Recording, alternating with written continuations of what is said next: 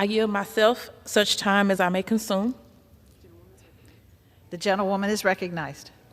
St. Louis House Democrats and I rise today to strongly oppose H.R. 347, the Reduce Exacerbated Inflation Negatively Impacting the Nation Act. While Democrats passed numerous laws last Congress that are successfully reducing inflation every month, House Republicans have come up with nothing more than a study in response.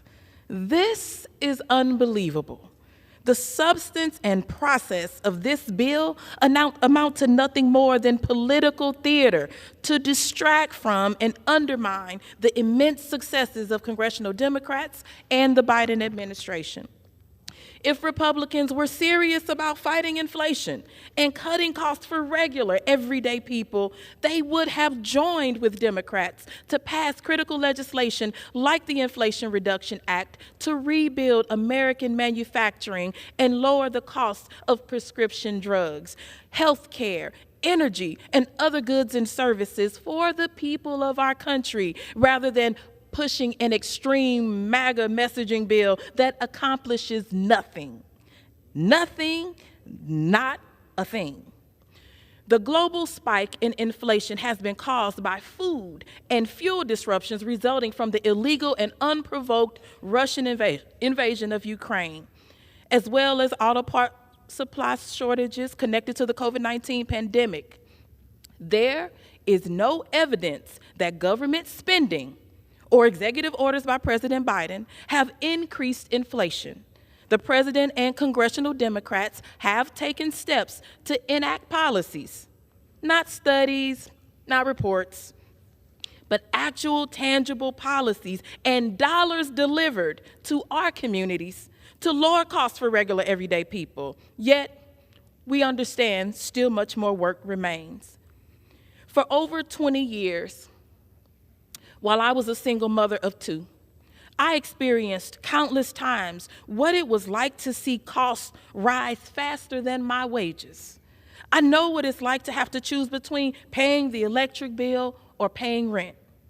I remember thinking to myself, who is it that is fighting for me and for other people in my situation?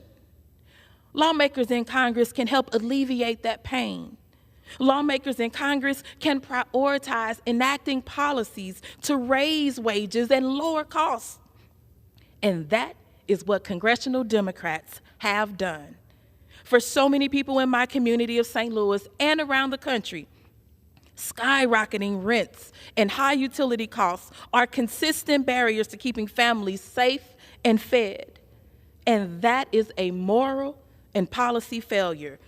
We've seen how people's lives improved when the federal government stepped up to enact a moratorium on evictions or sent urgently needed stimulus checks to families or expanded the child tax credit or capped insulin at $35 a month. Those are the actions that saved lives. That's what we need, and we need more of that now. But here we have a report.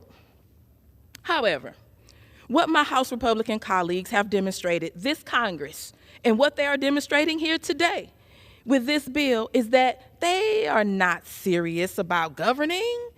They've circumvented regular order to bring this hollow bill to a vote on the House floor, even as people continue to suffer the consequences of inflation and flawed responses that exacerbate unemployment. Corporations, especially in the energy industry, have capitalized on this crisis to raise prices for everyday people and for families.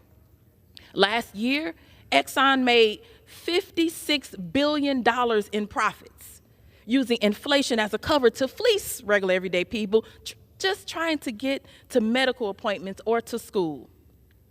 I oppose this bill because I'm aware of what it is.